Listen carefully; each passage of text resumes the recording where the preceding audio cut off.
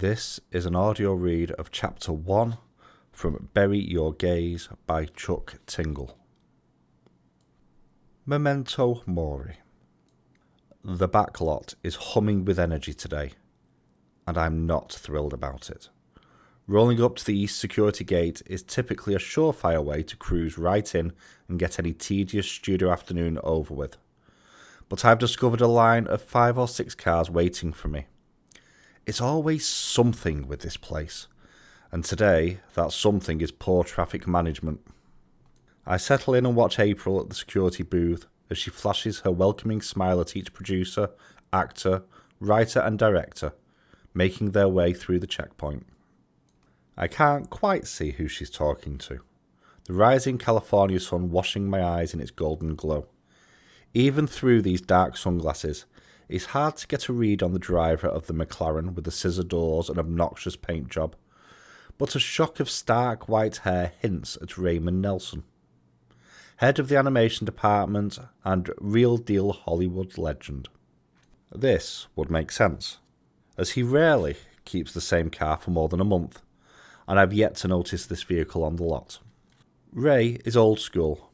I used to be terrified of the guy, but I've since come to appreciate his no-bullshit approach to this business after 2 decades of weathering it myself. Regardless of your opinion on Raymond Nelson's studio battles and legendary tantrums, there's a lot to be said for sticking around as long as he has. A few years back I worked for him on a pitch, a cartoon concept that never really got off the ground and eventually became a live-action TV pilot. And while his ideas about certain social issues are alarmingly dated, he maintains the spark that once propelled him to the top. The guy isn't just some suit. Raymond put in the hours, hand-drawing every cell of his first animated short before I was even born. He's part of the rare handful still with us who built this studio from the ground up. On the other hand, he's also a blowhard arsehole. Ray eventually pulls onwards in his 6-figure sports car, this lime green vehicle acting as yet another billboard for his decade-deep midlife crisis. The absurd sight of Ray's new luxury vehicles usually triggers a smile of bemusement, but as Ray leaves the checkpoint, I notice a look of exaggerated distaste on April's face. This expression quickly shifts back to her usual warmth as the next car pulls up and the process begins anew. I move forward in turn, the whole line shifting 1 space, then put my car in park again. For the life of me, I can't remember it ever taking this long. It's also possible my nerves are just stretching my perception of time like taffy. I'm rarely tense over a meeting. I just show up, tell them to fuck off and leave. But this one feels different. Everything in this town feels different lately. I lean back in my seat and turn down the car stereo, which has been blasting the snarling howl of British punk band Idols into my eardrums at an admittedly dangerous volume, and check in on myself.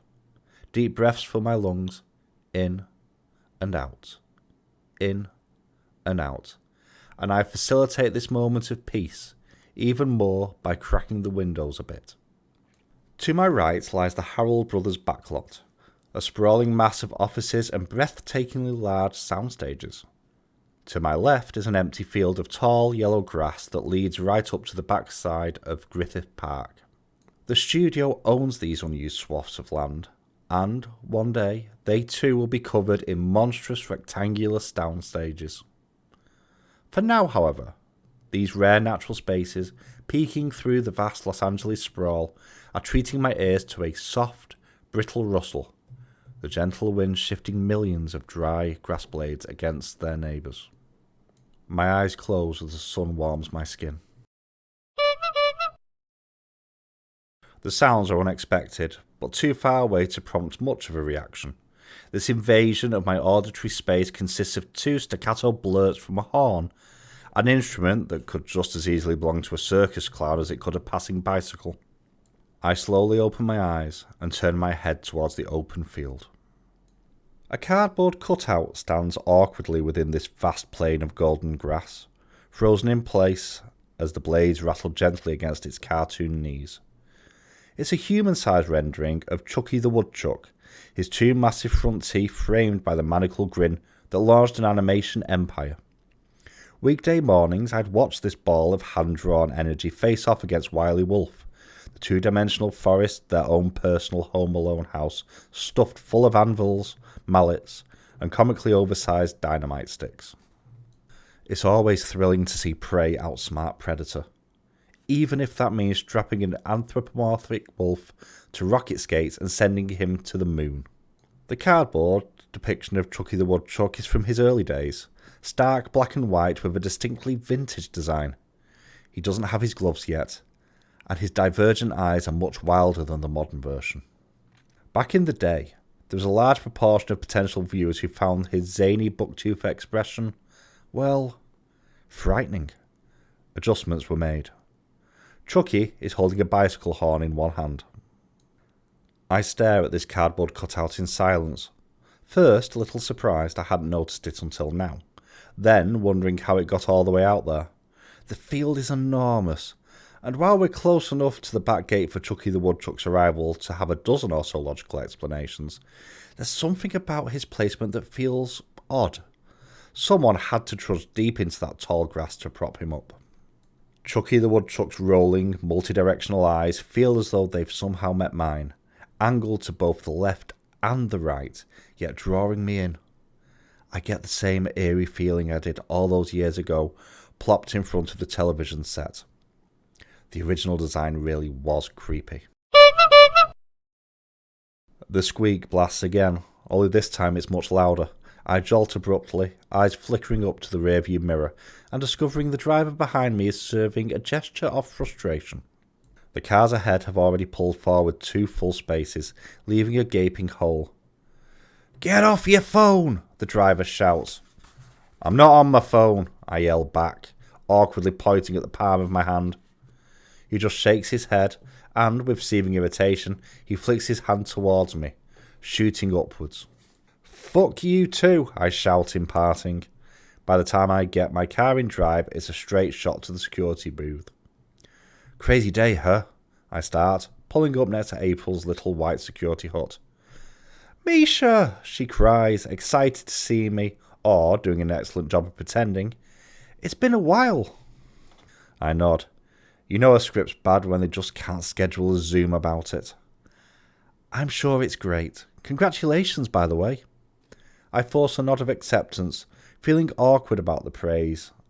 I never quite learned how to take a compliment, and at this age, I don't think I ever will. "Sure, yeah." April hands over a small blue box. "Thumb," she instructs.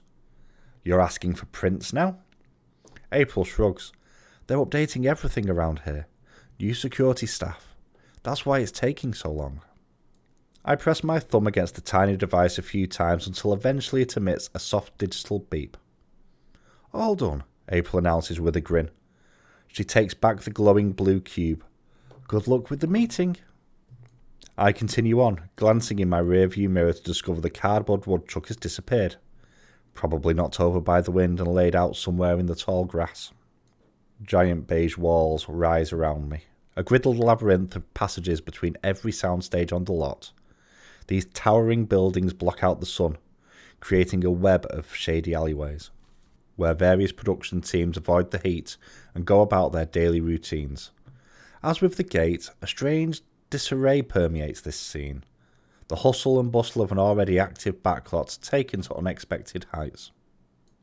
A single building, the Harold Brothers Water Towers, looms above the rest, and as this iconic structure bathes me in its shade, I remove my sunglasses. This particular section of Harold Brothers Studios is arranged around a central hub, a portion of the lot where important office bungalows are situated and a coffee shop routinely attracts tired crew members on lunch breaks.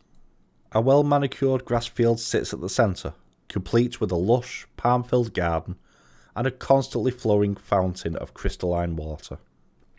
I park in a spot near the promenade, climbing from my vehicle and heading up the winding sandstone path. People are everywhere, some of them wandering past me in the middle of impassioned conversations on their AirPods, others talking loudly over coffee as they perch on various benches. I pick up the pace. My meeting awaits just beyond this chaotic little oasis.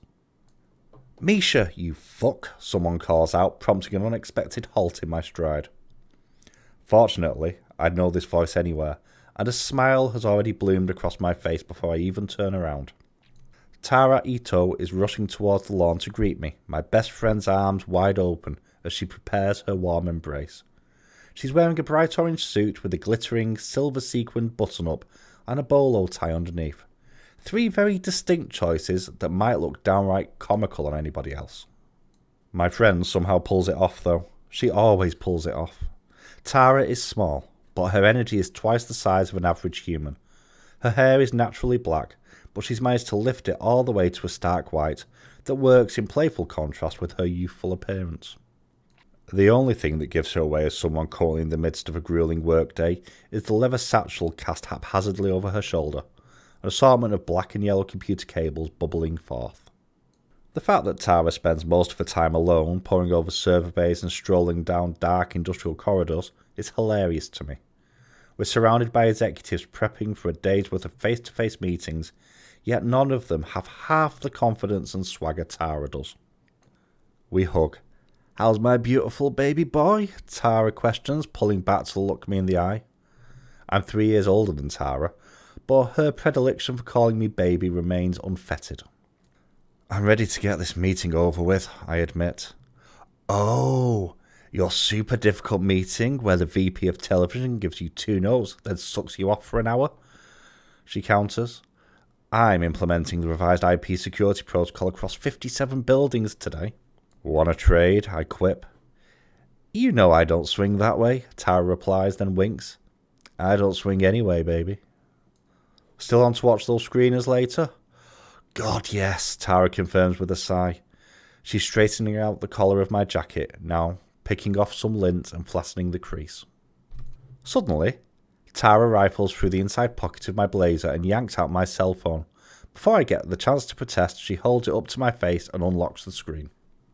"Put your phone on airplane mode whenever you're on the set," she states, scrolling through the settings and taking care of it herself. Once finished, Tara opens my jacket and returns the phone to its rightful position.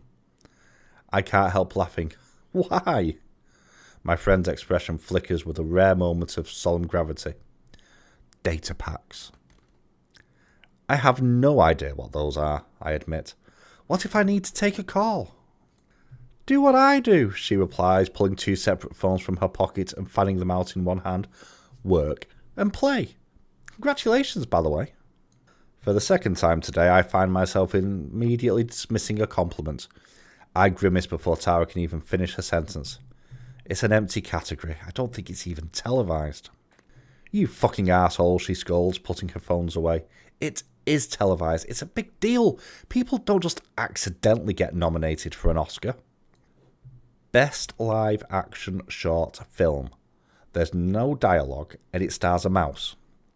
"It's a big deal," she counters sternly, placing a hand on my shoulder.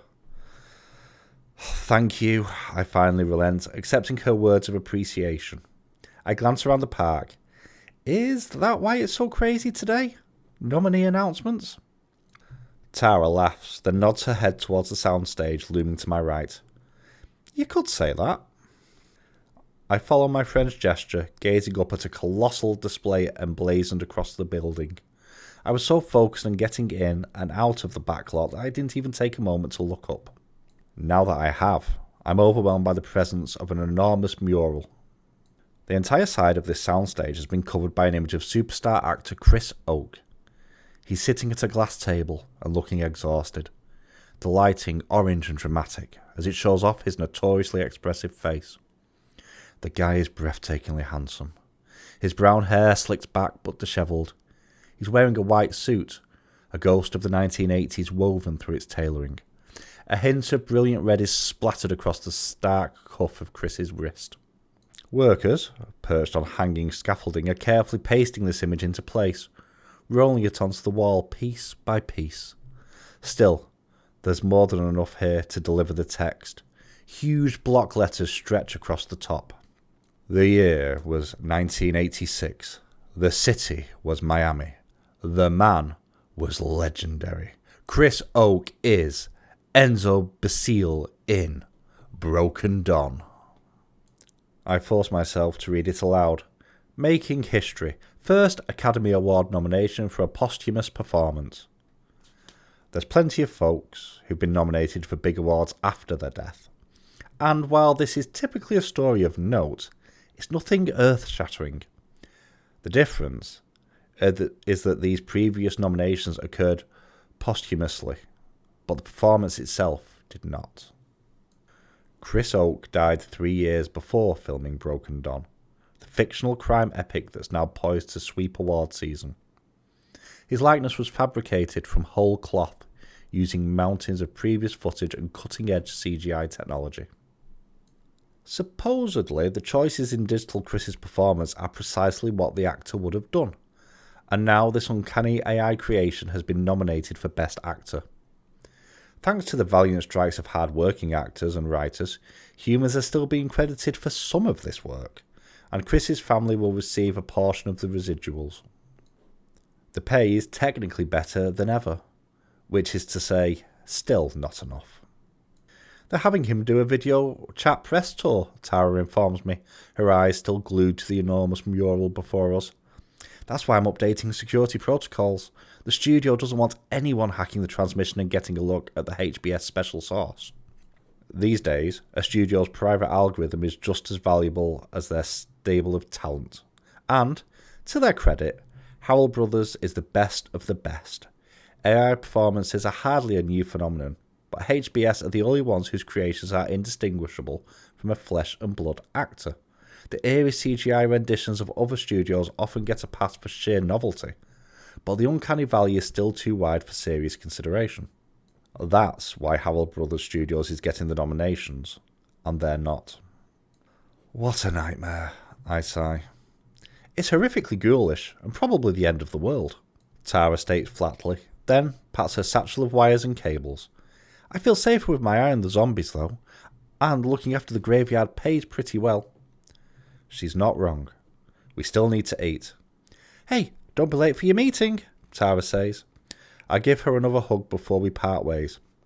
I'll see you tonight. And with that, I turn and forge deeper into the sun-soaked belly of this multi-billion-dollar beast. It's not long before the winding sandstone path arrives at a towering office, constructed with the same breezy Southern California style as the bungalows, but looming 3 stories high. The structure is surrounded by massive succulents, the drought-resistant plants jutting out towards me with enormous green spikes. As I enter the lobby, a security guard greets me with a smile and a nod. I've never seen her before, but she knows my name. Misha Byrne, the woman says, motioning towards the elevator. Mr. Hayes is ready for you. I step into the lift and push a button for the top floor. Soon enough, the metal doors are opening wide to reveal a stunning view of the studio backlot. The room features massive floor-to-ceiling windows, and, although we're not high enough to see over the nearby sound stages, I'm now positioned to gaze directly down one of the shadowy aisles and straight into the hills beyond. To the right is that colossal mural of Chris Oak as Enzo Basile, its diligent crew nearly finished with the application. The office of Jack Hayes looks as though it were manifested from the pages of a mid-century modern coffee table book.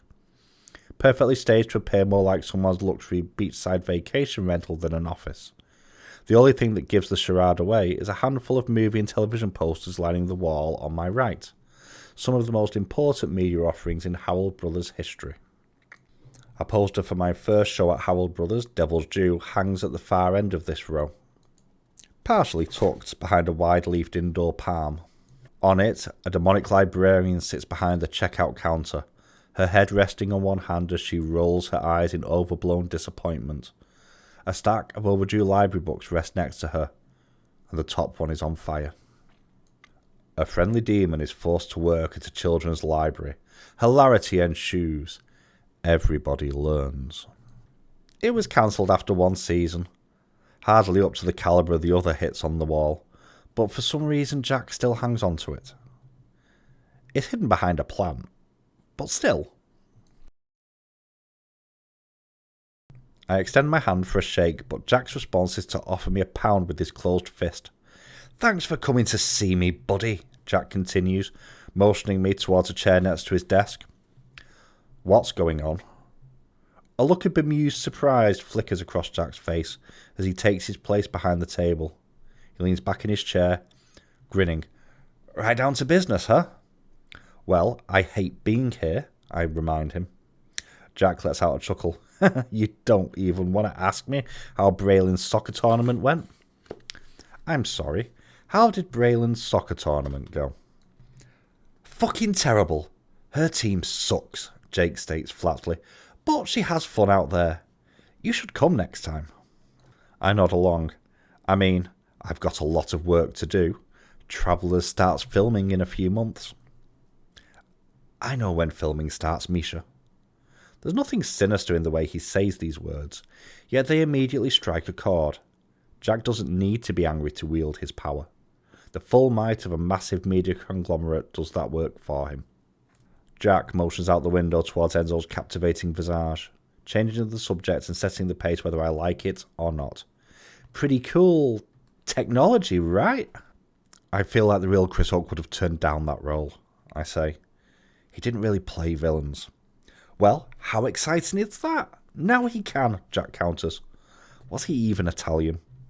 Jack gets deathly serious for a moment. The ethnicity of the Broken Don is left ambiguous in the script. I furrow my brow. Wasn't there an episode of Travellers about the ghost of Elvis Presley? Jack prods. I don't recall Misha Byrne having any problem using someone's celebrity likeness in the script that he wrote. Elvis Presley, I remind Jack. Legal made me change his last name once they realised the king would be dismembering people. Jack stares past me and squints a little, the expression of someone searching their memory banks and coming up empty. Regardless, nobody thought it was actually Elvis, I continue. No shade to David Duchovny, he did a great job.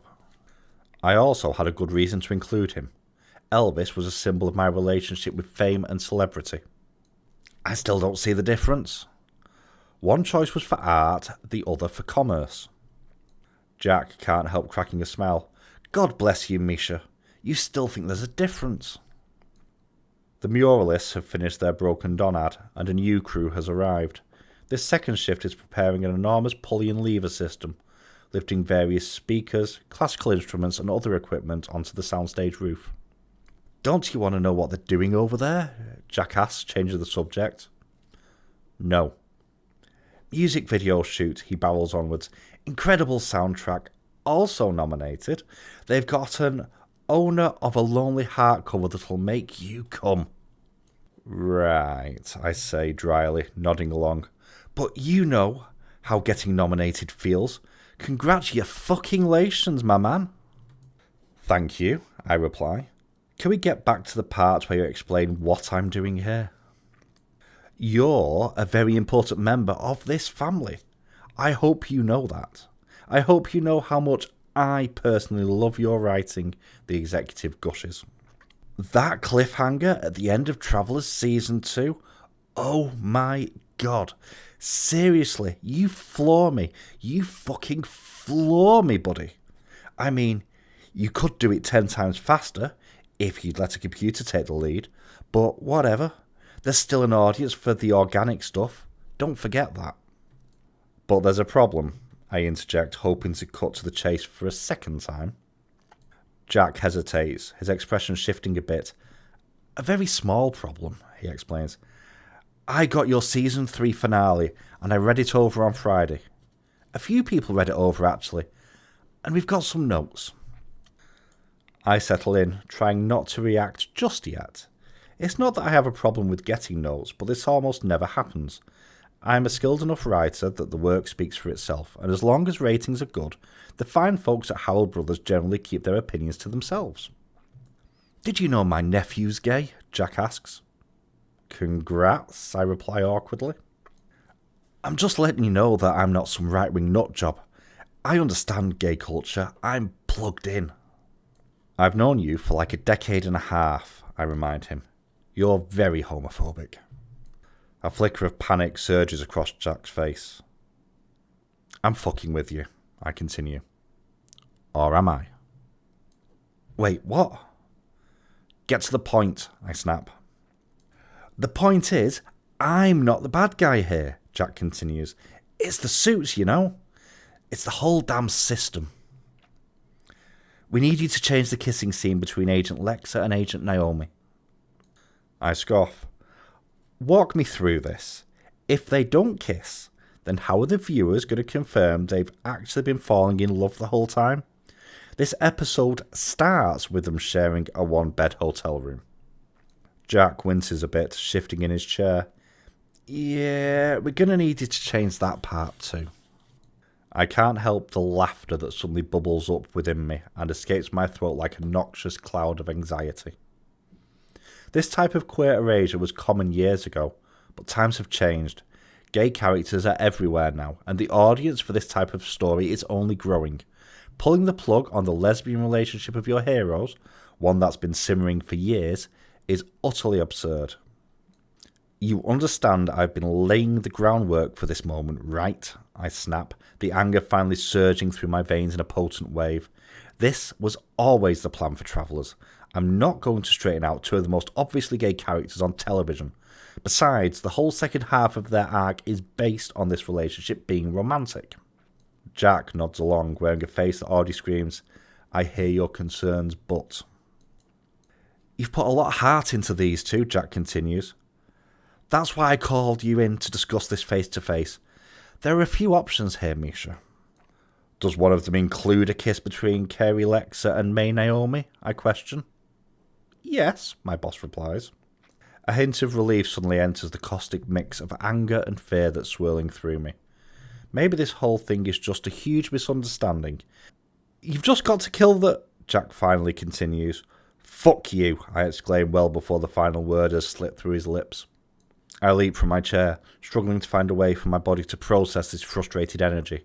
I begin to pace, gazing out the window at an expansive view of the juggernaut I've been riding for decades, the machine finally turning round and rumbling back to crush me under the weight of its mighty wheels. In the early days, I was protected by the fact that I had nothing to lose, and success provided an even stronger armour against the studio meddling. Until now. Listen, this isn't my call. It's all up to the board, Jack explains. I'm just the messenger. Who the fuck is the board? There is no board. The people who sign our checks these days, he reveals, exhibiting a bit of frustration himself. Jack glances at the door as if someone out there might be listening in. He lowers his voice a bit. The merger changed everything, buddy. It used to be my job to make these calls. Now, I just get an email from the board. Everything is fucking data points and trends and graphs and targeted marketing. I'd say it's all bullshit, but I've seen the results. The money doesn't lie.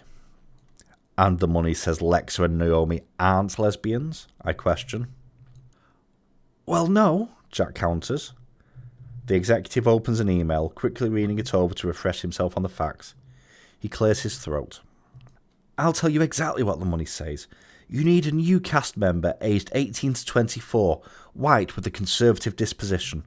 The money says you need to make room for this new character by eliminating one of your old leads, who have been refusing to do press, by the way, and that doesn't help. But the real money says you need to let your gay characters finally open up about who they are, and then kill them off.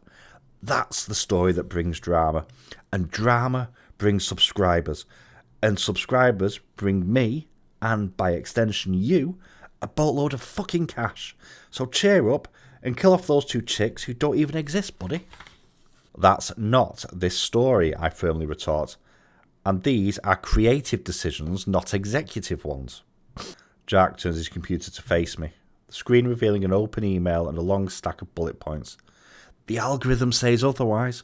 The board has raw data on this, and they're projecting a huge leap in viewership. I stopped pacing. I had a feeling shit was going to get weird, but not this weird. Remember, you've got a few options here. If you want to make them straight, you can. But the board is leaning hard towards killing Agent Lexa and Agent Naomi in a blaze of gay glory. Jack leans back in his chair, putting his hands behind his head. I'm honestly kind of surprised. You've got a flair for drama, Misha. I thought you might get hard over some final sacrifice for love or whatever. I mean, you're the writer, not me, but that's got Emmy written all over it. Bury your gaze, I reply, utterly deadpan. Jack rolls his eyes. In film, In TV, in books, the queer characters never get a happy ending, I press. Sometimes they're the first to go.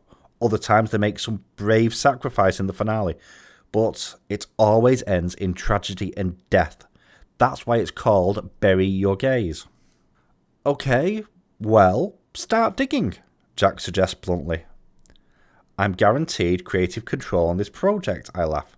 We have a contract. Contracts break all the time. You'd really end our deal over this? There'd be a very long, very arduous legal battle, Jack explains, a distinctly threatening tone seeping into his voice. If you did get a payout, I don't know how much of that money you'd actually see.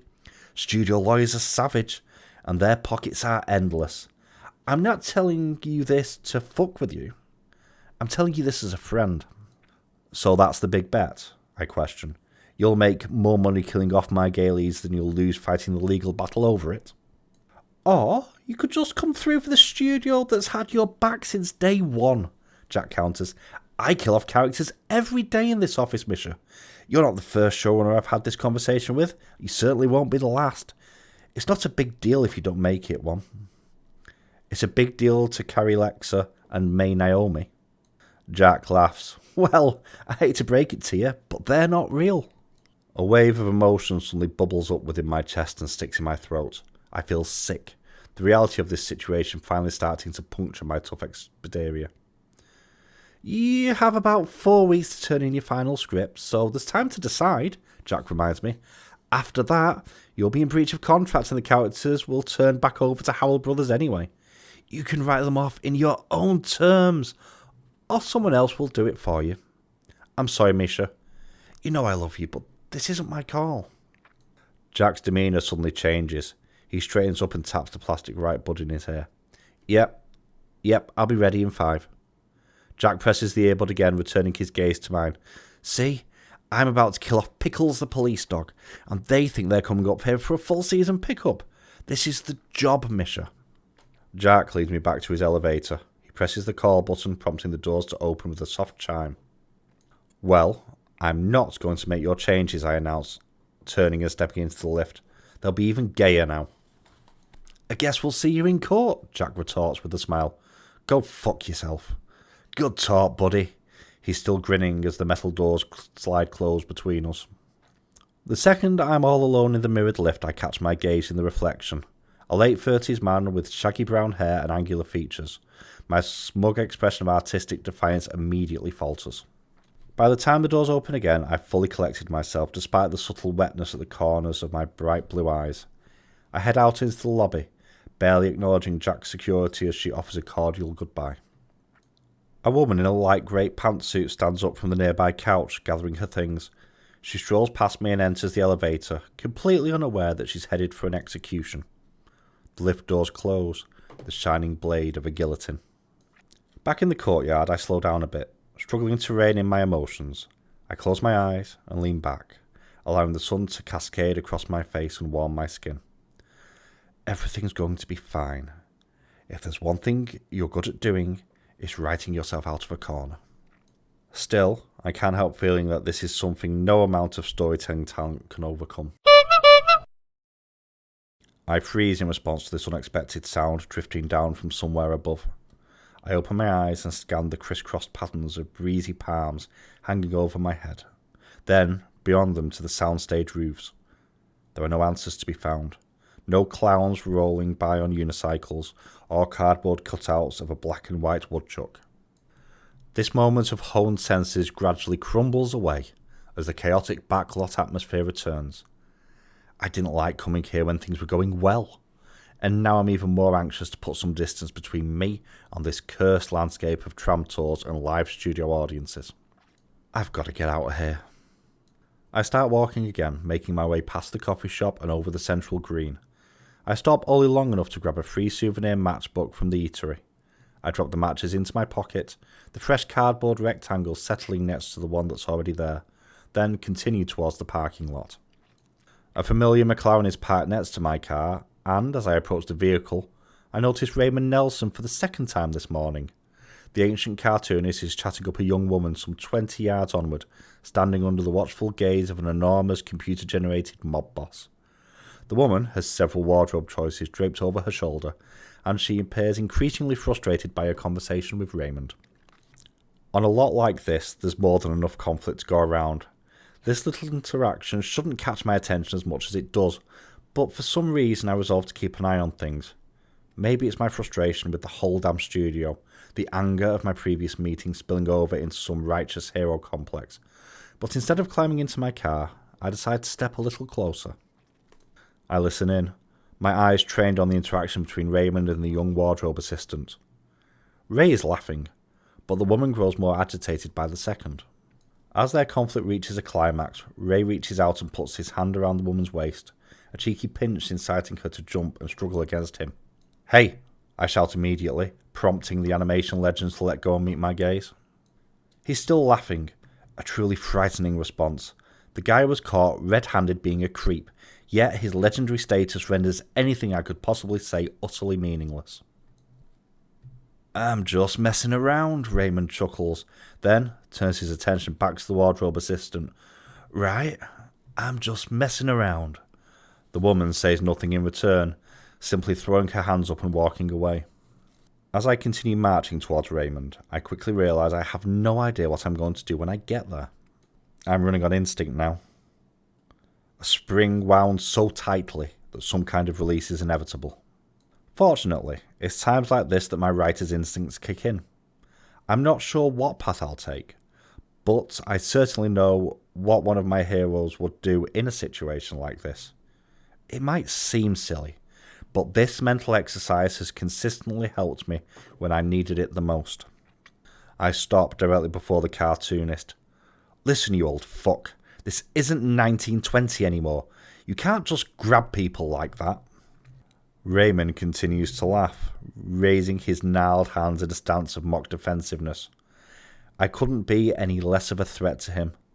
Uh-oh, security's here. There are plenty of things I could verbally rip into, hoping to tear him down, but a man like Raymond doesn't get into this position without thick skin. He's hoping I'll get wound up, waiting in a state of bemusement to see what I'll say next.